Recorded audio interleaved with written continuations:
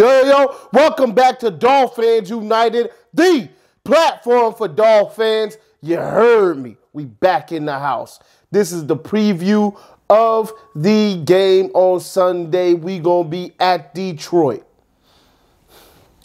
Day 5, losses to 1 win. We 4 wins to 3 losses. They already had their bye. All right, so we didn't play 7 games. They only played 6. I know, being that this is a Dan Campbell coach team and being that I have been able to watch Hard Knocks, this team has all types of fight in them. They were the best offense in the league until they saw the Patriots and got blanketed, okay, 29-0. They're going to be looking for their second win of the season. They're not going to take it easy on us. If we want that win, we got to go in there, in their house, and take it from them.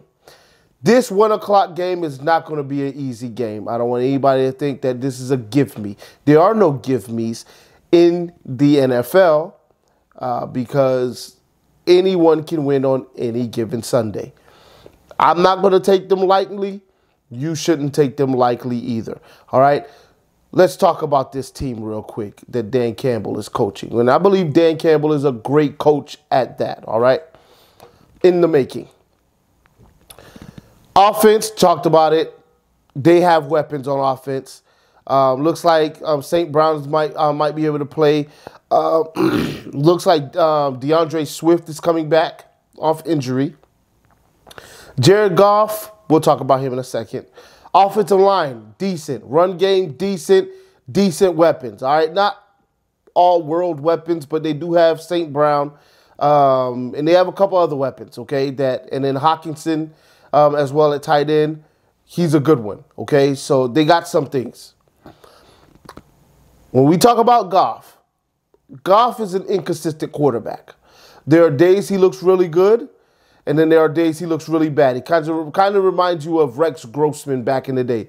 You had good Rexy and bad Rexy. This is kind of that same scenario in a sense, okay? Last time we played Goff, we smoked them. Now, we didn't kill them in the game or nothing like that. It wasn't no beat down like it could have been, but we did win that game pretty handily. 17-28. Sack, fumble for a touchdown, 2 or 3 interceptions. One of those for a touchdown. So, no, not for a touchdown. Almost for a touchdown. He got tackled down at the 1-yard line, and we punched it in 1 play later or 2 plays later. And that was Tua's first game against the Rams. And, you know, Tua didn't do great in that game or anything like that. It was his first game, all right? But he did throw a touchdown to Devontae Parker, and we did make Goff look like he didn't know what to do. I will say we did run the 0, and it didn't work that effectively against him. The pressure we were able to create against him wasn't necessarily from the 0 look. We did blitz and create pressure. It wasn't necessarily from the 0 look. When it came to the actual 0 look against Goff, because I know some people are going to say, run 0 against him. He can't run. Yes, I agree. He can't run. He's not a running quarterback. But I wouldn't run that much 0 against him because he is a veteran quarterback.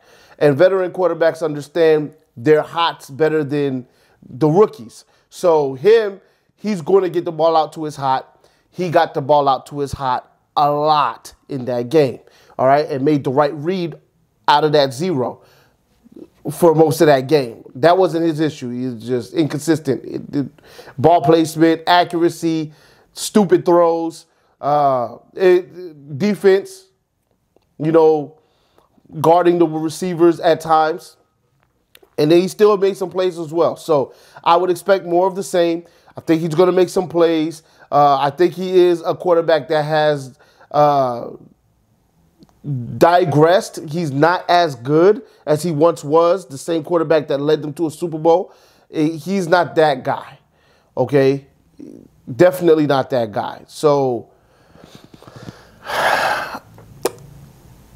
I'm not too worried about the offense because it's Goff. Plain and simple.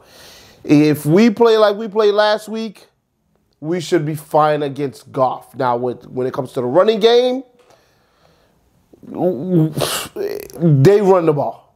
Okay? They run the ball. They run the ball a good amount. They're a physical football team, decent offensive line. We're going to have a long day if we don't stop the run.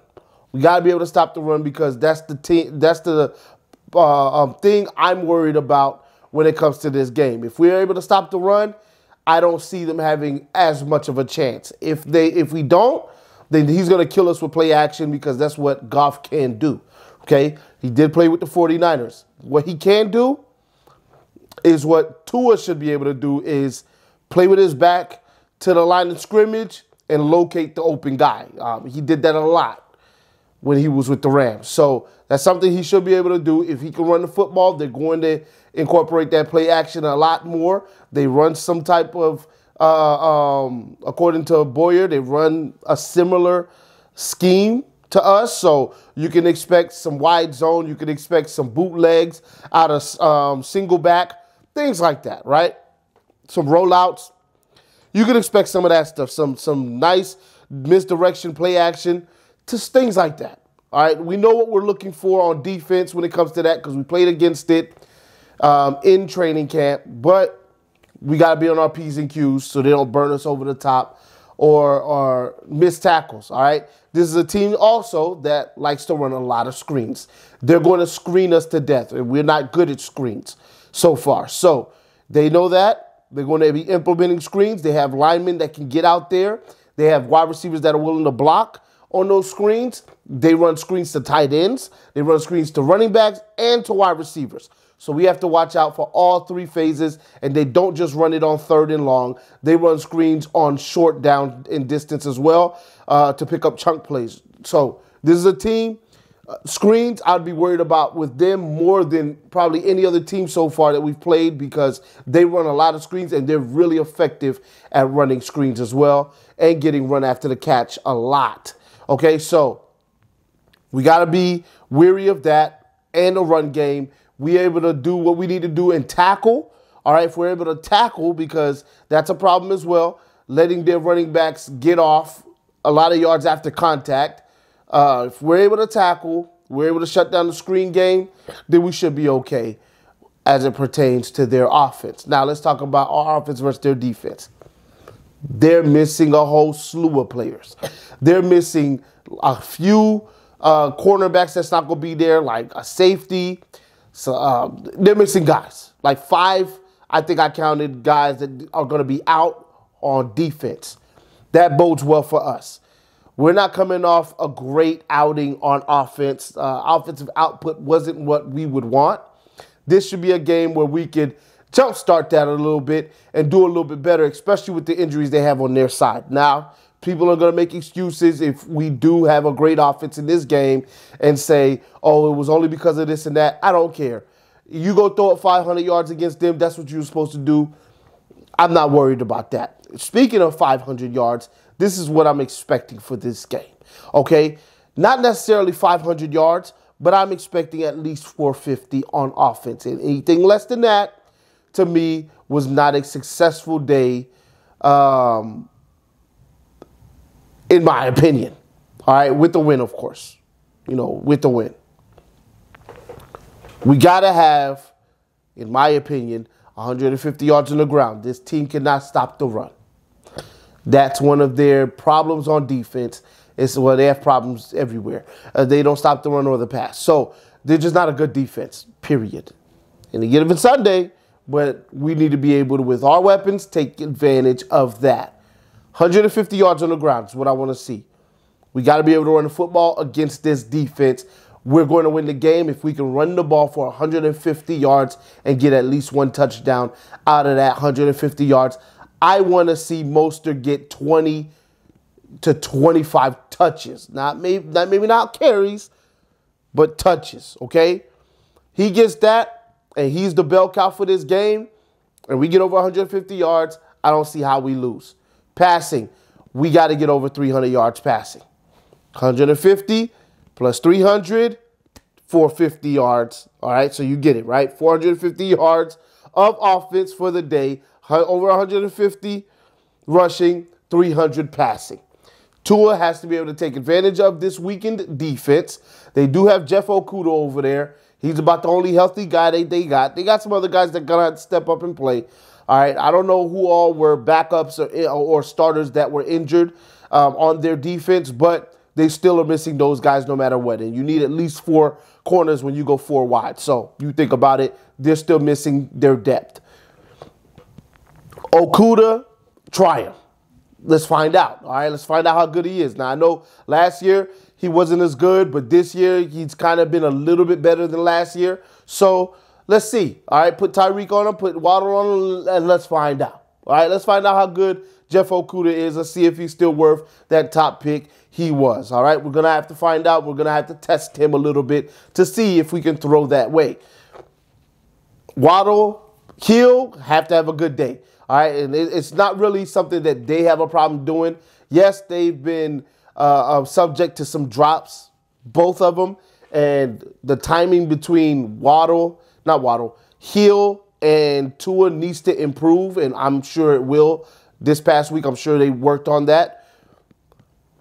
Drops, I was going to say this. I'm not too worried about with the drops because they get a lot of balls thrown their way, so you're going to have a little more drops when you have that much production.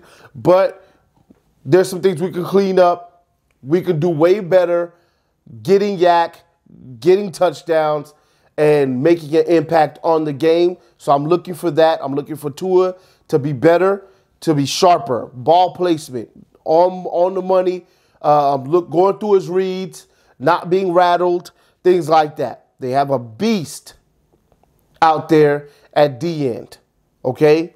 We got to make sure we shut down the number 1 overall pick or number 2 overall pick, whatever he was. I think might have been number 2, number 1 or number 2 overall pick at defensive end.